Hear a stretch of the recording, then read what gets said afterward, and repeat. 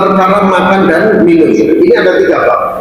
Bab yang pertama adalah sebelum aktivitas makan dan minum, kemudian pada saat aktivitas makan dan minum, yang ketiga setelah aktivitas makan dan minum. Nah, sebelum aktivitas makan dan minum, Pak, ada 2 poin penting yang kadang kita lupa. Ini 2 poin penting ini, Pak. Yang pertama adalah memastikan makanan dan minuman yang akan kita konsumsi adalah perkara yang halal. Itu dulu, Pak. Sebelum membahas sunnah-sunnah yang lain, pastikan dulu makanan dan minuman yang kita konsumsi adalah halalan thayyiban. Masukkan unsur barok dalam diri kita, kehati-hatian. Perkara yang syubhat tinggalkan, Pak. Contoh misalnya begini, ada buah nih, Pak, ya kan? Kemudian buah itu pokoknya di tanah orang, menjulur hadirin di rumah kita, ya kan? Kita mau memetiknya, ya kan? Tanya ustadz ini, ustadz itu, ustadz ini, ustadz itu, muncul pendapat-pendapat hadirin. Kemudian kita memegang satu ustadz ini, agar kita kemudian kita diperbolehkan mengkonsumsi buah itu. Hadirin, kalau hanya setakat seperti ini, jangan makan buah itu, Pak. Tinggal hubungi orang yang punya rumah, ngomong, pastikan, Pak, mohon izin buah yang ke tempat saya boleh nggak kalau saya makan? Kalau dia ridho, selesai, halal, Pak, seperti itu. Kalau berdasarkan fikihnya mungkin ini halal secara fikih, tapi ridho dan tidaknya kita belum tahu. Ini contoh barok itu sih, dan insya Allah itu akan menjadi sesuatu yang istimewa dalam kehidupan kita nantinya. Contohnya ini yang sering kita dengar, ada seorang laki-laki yang dia duduk di tepi sungai, lagi duduk nikmati air sungai, tiba-tiba ada apel yang hanyut. Dia makan apel itu, setelah selesai baru ingat, ini apel kan ada yang punya. Kok tiba-tiba saya makan? Padahal kalau sholat dohir halal, Pak. Ya sudah nggak ada yang mempunyai kok, ya kan? Tapi kalau lu kotor, barang yang bisa membusuk itu sebelum dimakan atau nanti setelah barang yang busuk itu kalau ditemukannya bisa busuk, kalau bisa ditemukan kita boleh mengkonsumsinya. Tapi nanti kalau yang mempunyai mengklaim barang dia, kita harus menggantinya. Lu kotor itu seperti itu. Nah, dia tersadar, dia ikuti, akhirnya jumpa yang punya kebun, ditanya ternyata memang kebun dia. Untuk menebus satu apel agar menjadi halal, Pak, halalan thayyiban, harus menjadi kuli di perkebunan itu selama 7 tahun, Pak. 7 tahun, Pak. Satu apel. Padahal di negara kita ini ada yang korupsi itu miliaran, 4 tahun, Pak. Miliaran 4 tahun, Pak. Ya.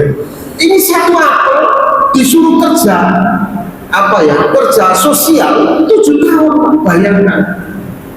Saya yakin lah kalau terjadi di saat ini langsung buat status, Pak, diviralkan, ya kan, didolimi, ya kan, gitu kan, turunkan pemerintah nggak adil, pas langsung ngecap semua, ya kan, jelek-jelekin pemerintah semua, ya kan. Kan sekarang modelnya gitu, ada kejadian sedikit pemerintah yang jelek-jelekin, sedikit pemerintah jelek-jelekin, kan gitu, Pak. Nah, hadirin yang dirahmati oleh Allah SWT, tapi ini karena demi mencari ridhonya apel, ya alhamdulillah mungkin beliau memang mau mencari ridho. Kalau tidak mungkin boleh jadi, ya kalau sekarang mungkin ya muat, ya kan, gitu kan, disuap ini agar kurang hukuman, disuap ini agar kurang hukumannya, kan begitu, Pak, ya. Tapi ini hadirin, beliau tetap patuh menjadi pekerja tanpa gaji selama 7 tahun. Setelah selesai, hadirin yang dirahmati Allah, mau dikawinkan kepada anaknya, dikasih tahu anaknya nggak punya kaki, anak kakinya buntung, tangannya buntung, matanya buta, mulutnya bisu. Mau dia, Pak, hanya demi halalnya satu apel. Kalau kita, masya Allah, Pak, terus langsung, Pak, bikin vlog viral, kayak gitu kan. Hadirin yang dirahmati oleh Allah SWT, tapi ternyata perempuan yang dinantinya yang nggak buta, nggak buntung kakinya, ketika ditanya, aku nggak pernah melangkahkan kakiku ke tempat kemaksiatan, aku tidak pernah memanfaatkan mataku melihat perkara yang haram. bisuku karena aku tidak pernah berbicara perkara yang haram, butaku karena tidak pernah melihat perkara yang haram. Kemudian dari perkawinan itu hadirin, hamil. Nggak tanggung-tanggung, hamilnya selama 4 tahun, Pak. Kalau zaman sekarang, ada orang yang hamil 4 tahun, Pak, langsung, Pak, tetangganya membuli, itu kan gara-gara buah apel itu, boleh kepada laki-lakinya, makanya kayak gitu, langsung sebabnya kayak gitu, ya. Nah, hadirin yang dirahmati oleh Allah Subhanahu Wa Taala, dari perkawinan itu lahirlah ulama besar. Siapa beliau? Beliaulah Imam Syafi'i radhiyallahu anhu. Bayangkan, bermula dari keinginan mengkonsumsi perkara yang haram. Maka kalau kita hadirin, kok pengen anak kita hafiz, hafidho, kemudian anak kita alim, anak kita benar perilakunya, kita ringan dalam ibadah, pastikan dulu yang kita konsumsi adalah perkara yang halal. Kita pengen anak kita menjadi hafiz, anak kita menjadi alim, anak kita menjadi baik, berbakti kepada kita. Tapi kita sendiri, Pak, mencari nafkahnya dari perkara yang haram. Ya, kalau kata bahasa Arab itu ya hayhata itu, Pak. Ya mustahil gitu. Bahkan kita sendiri makan mengkonsumsi perkara haram. Habis itu kita datangi istri kita, lahir anak kita. Maka boleh jadi cikal bakal anak kita yang memang lahir dari makanan yang haram, ya naudzubillah. Nah, ini hadirin yang dirahmati Allah, adab makan sebelum makan itu yang pertama adalah pastikan halalnya.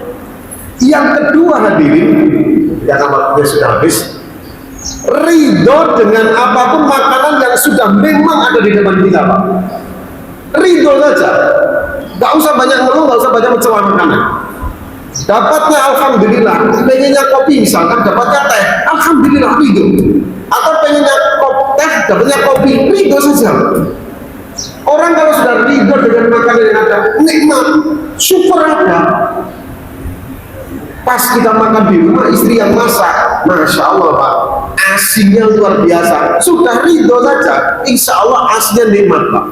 Walaupun ya ada ngeluh juga, tapi ridho saja.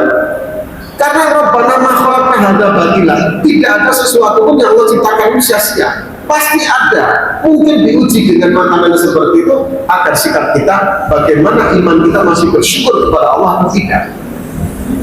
Jadi hadirin dan dirahmati Allah, dua perkara ini yang kadang kita agak sampingkan, memastikan dari yang halal. Kadang kita tidak ridho dengan makanan yang sudah ada.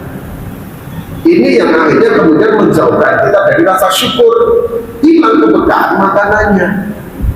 Nah, hadirin yang dirahmati Allah Subhanahu Wa Taala, ini dulu yang pertama dari pembukaan kita tentang bab makan dan minum. Insya Allah kita akan sambung di pertemuan yang akan datang, sehingga kita nanti dari mulai makan dan minum saja mencerminkan adalah pribadi yang tunduk patuh kepada Allah Subhanahu Wa Taala. Amin. Demikian dari kami, ada berada dari Allah Subhanahu Wa Taala, dan selanjutnya kami mohon maaf sebesar-besarnya. Kita tutup dengan lagi majlis. Wassalamualaikum warahmatullahi wabarakatuh.